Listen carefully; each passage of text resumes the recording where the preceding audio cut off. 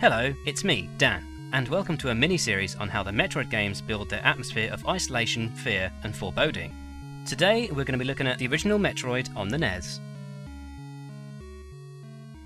Firstly, style.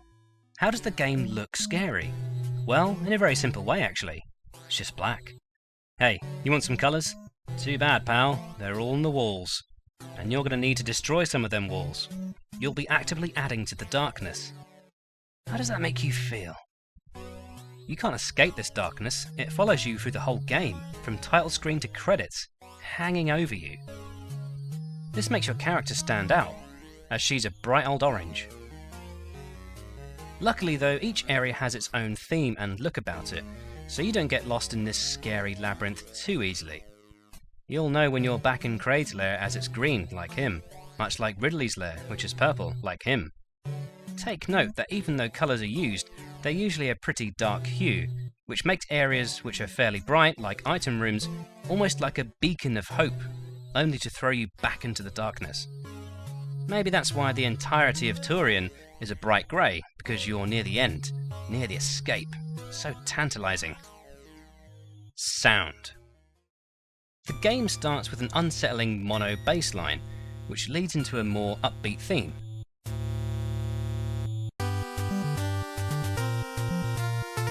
This then takes you into the beginning of the game with a triumphant march, sending you bravely on your way into the cavernous underworld.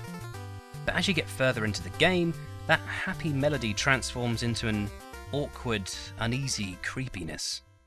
Norfair in particular moves in such peculiar patterns that the gaps in music almost sound deafening. Sound effects from the creatures tend to have a particular dull moodiness to them, which contrasts Samus's crispy bounciness.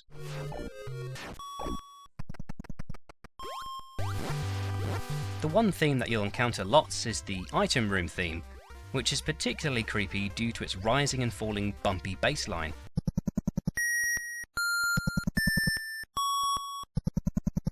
An almost onomatopoeic sound to the creepy crawlies in the rooms before. Substance. Metroid comes from an era of notoriously hard games anyway, back when lives were still the way to keep a player going as an incentive. But Metroid was one of those games that did away with lives. You die, you die. You'd need a password to return to vaguely where you were, so this means that you'd have to tread carefully as you progressed. Heck, you don't even start the game with full health. Is it worth entering this room of absolute nightmares? Or do you run away and find more power-ups to help you through? Metroid did a good job of giving you a mix of enemy hordes and long corridors of obstacles, while the closer you got to a boss room, the harder it got. And don't expect the game to hold your hand how Super Metroid does later. You're in this on your own, ain't no one helping you out. Not even a map. But hopefully you'll be able to feel your way through this massive interconnected world of hot reds, cool blues and broody purples. Design loops and backtracks are your only friend here. In summary, black background, creepy soundtrack, tough enemy rooms and corridor loops. Where have I seen that? Thanks to my patrons for helping me make this video.